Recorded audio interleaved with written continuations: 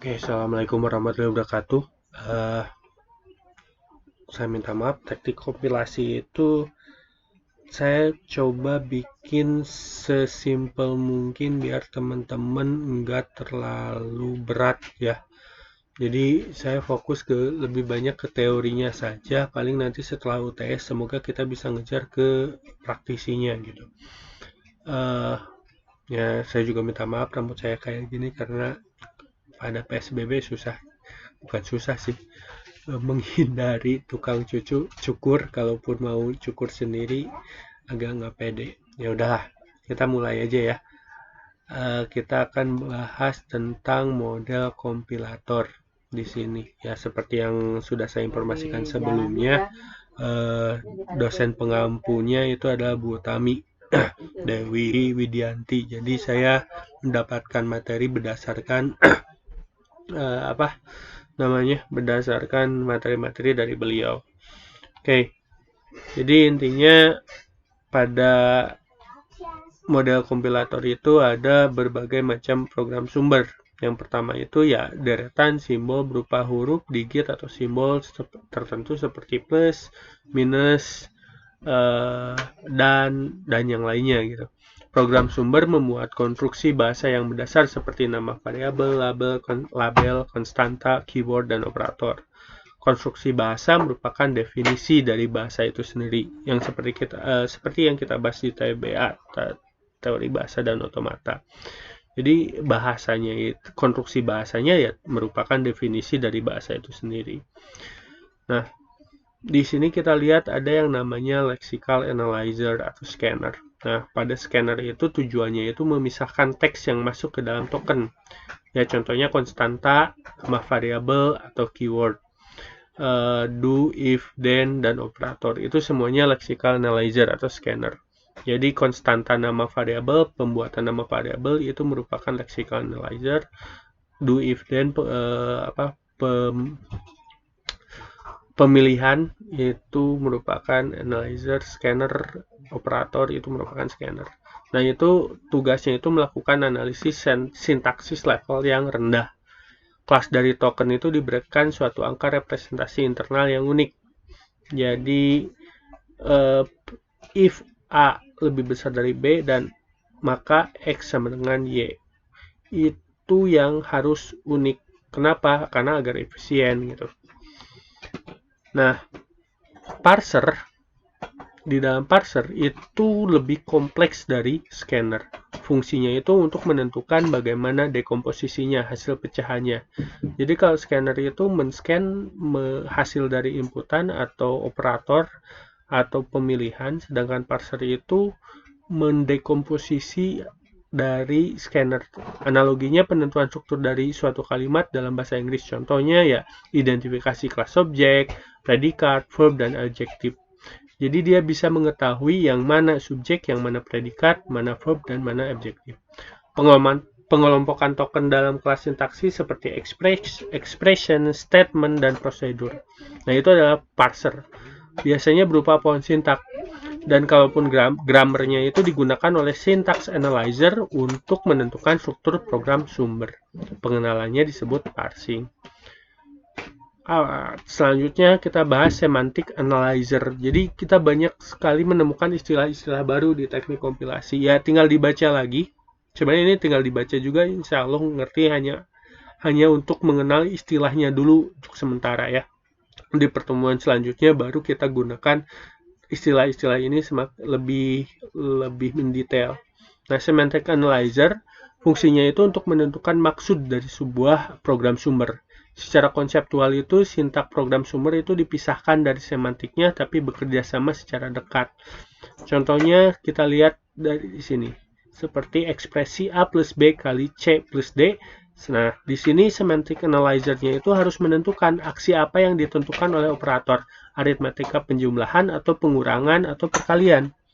Saat parser mengenali simbol plus atau minus, itu akan memanggil rutin semantik yang menspesifikasikan aksi yang akan dilakukan.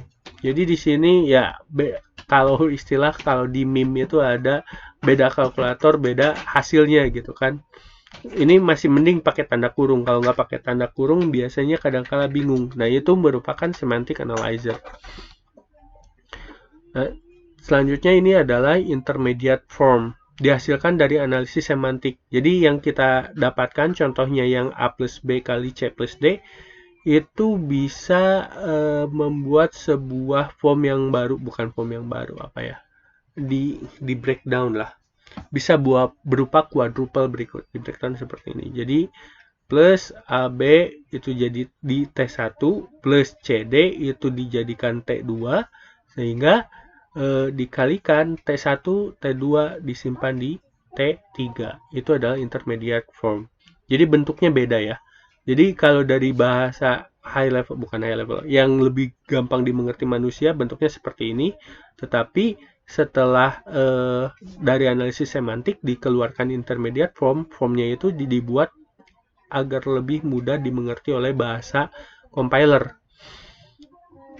Di sini ada plus, ada ya kita lihat. Jadi kalau kita lihat di sini intermediate formnya itu adalah tanda operasinya dulu, baru variabel dimasukkan ke variabel apa baru. Ini biasanya kalau nggak salah temporary ya. Terus plus CD itu dimasukkan temporary 2 dan temporary 1, temporary 2 itu dikalikan menjadi temporary 3.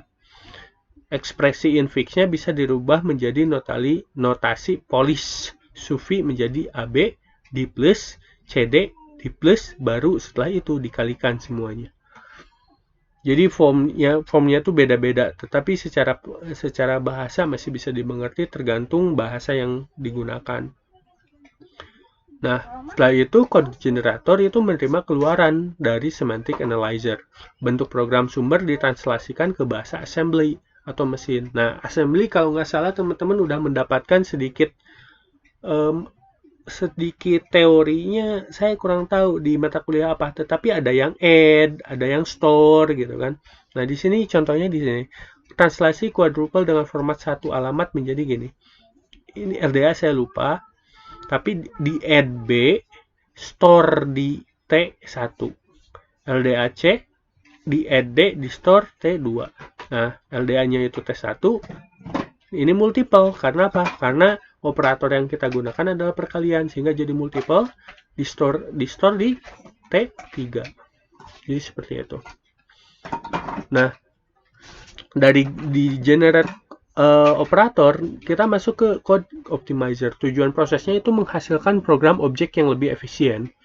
Jadi optimasi level lokal dari mulai evaluasi ekspresi konstan, pemakaian properti operator tertentu, terus perkalian bersifat kumulatif, kode assembler sesuai contoh sebelumnya bisa dikurangi jadi untuk mengoptimalkan kode sebelumnya bisa membuat seperti ini. Jadi LDAA, add B, store ke T1, nah itu langsung. Jadi hanya satu, menggunakan temporary satu saja. Setelah itu LDAC, add D dimultiple dengan T1. Setelah itu di store di T2. Nah, ini adalah code optimizer. Berkaitan dengan alokasi register secara optimal memperkecil pengulangan.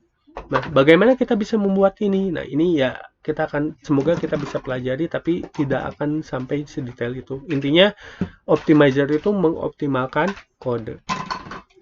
Setelah itu, kita akan bahas mutu kompilator, kualitas kompilator. Pertimbangannya dalam pemilihan kompilator. Nah, kompilator itu sangat banyak. Nah, mutu kompilator itu berdasarkan kecepatan dan waktu proses kompilasi. Itu yang pertama kali kita pilih.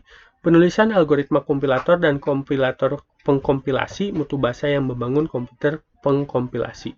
Jadi, source program kompilator A dalam bahasa K, kompilator pengkompilasi K, dan kompilator bahasa A. Jadi, kecepatan dan waktu itu berpengaruh. Di parameternya ini. Kompilator pengkompilasi K dan kompilator bahasa. Kedua itu adalah mutu program objek. Ditentukan untuk ukuran dan kecepatan eksekusi dari program objek. Contohnya ya tentu saja Turbo Pascal 6 lebih baik Turbo Pascal 5. Jadi eksekusi program objeknya harus lebih baik. Ya semakin sini sih semakin bagus seharusnya. Yang ketiga itu integrated environment. Fasilitas terintegrasi yang dimiliki oleh kompilator tersebut. Editing, debugging, testing, Turbo Pascal. Contohnya ada penyuntingan kompilasi debug. Clipper itu ada penyuntingan dilakukan oleh program editor yang terpisah dari kompilatornya. Integrated environment ya IDE ya. Bisa juga untuk IDE. Nah, untuk membuat kompilator bagaimana caranya? Jadi pembuatan kompilator itu dapat dilakukan dengan yang pertama itu bahasa mesin. Yang bukan paling dasar, paling dalam lah. Tingkat kesulitannya sangat tinggi tentunya karena sangat tidak manusiawi, bukan ya bahasanya ialah sangat tidak manusiawi karena bahasa mesin, jadi bukan manusiawi gitu.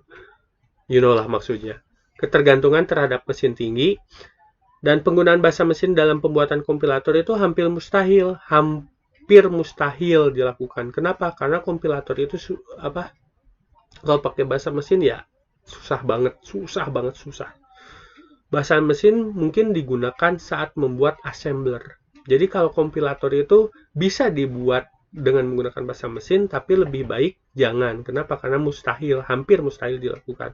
Lebih baik dijadikan assembler, sedangkan kompilator itu bisa menggunakan bahasa assembly. Nah, bahasa assembly setidaknya lebih mudah dibandingkan bahasa mesin dan biasa digunakan. Keuntungan penggunanya itu program hasilnya itu, objek code-nya itu memiliki ukuran yang lebih kecil. Tapi kerugiannya itu memerlukan usaha yang lebih besar. Kenapa? Karena instruksi assembly itu pendek-pendek, sulit dimengerti, dan memiliki fasilitas yang terbatas. Sulit untuk dikembangkan. Selanjutnya bahasa apa? Bahasa tingkat tinggi bisa untuk membuat kompilator. Nah ini pembuatannya pasti jauh lebih mudah dibandingkan bahasa mesin dan bahasa assembly. Karena menggunakan bahasa tingkat tinggi yang lebih mudah dimengerti. Fasilitasnya lebih baik dan banyak dibandingkan assembly. Tapi kerugiannya kompilator yang dihasilkan akan memiliki ukuran yang sangat besar. Yang besar lah. Semakin tinggi tingkat bahasa yang dipakai, itu semakin besar biasanya. Kalau sekarang gitu aplikasi-aplikasi yang dibuat untuk oleh bahasa tingkat tinggi zaman sekarang itu memerlukan space yang lebih tinggi gitu. Nah contohnya pengembangan kompilator untuk bahasa basic dengan menggunakan Turbo Pascal. Jadi bahasa basic itu menggunakan Turbo Pascal. Nah yang keempat, ada yang namanya bahasa tingkat tinggi yang sama pada mesin yang berbeda. Keuntungan kerugiannya sama dengan yang sebelumnya, bahasa tingkat tinggi memerlukan tahapan proses kompilasi sehingga dapat kompilator yang diinginkan pada mesin tujuan. Contohnya apa? Pembuatan kompilator C untuk DOS berdasarkan kompilator C yang ada di Unix. Jadi di CMD gitu ya, atau pas di DOS-nya. Selanjutnya adalah bootstrap. Salah ngetik. Itu kita membangun suatu kompilator yang besar dengan lebih dulu membuat intinya. Diperkenalkan oleh Niklaus Wirth pada saat membuat kompilator untuk bahasa Pascal. Ini, jadi lihat, P0 itu dibuat dengan bahasa assembly, P1 itu dibangun oleh P0, P2 itu dibangun oleh P1, dan P3 itu dibangun oleh P2. Jadi kompilator bahasa P dibuat tanpa harus secara keseluruhan menggunakan assembly. Mungkin topik ini saya sekian sekarang aja. Untuk konfirmasinya apa ya?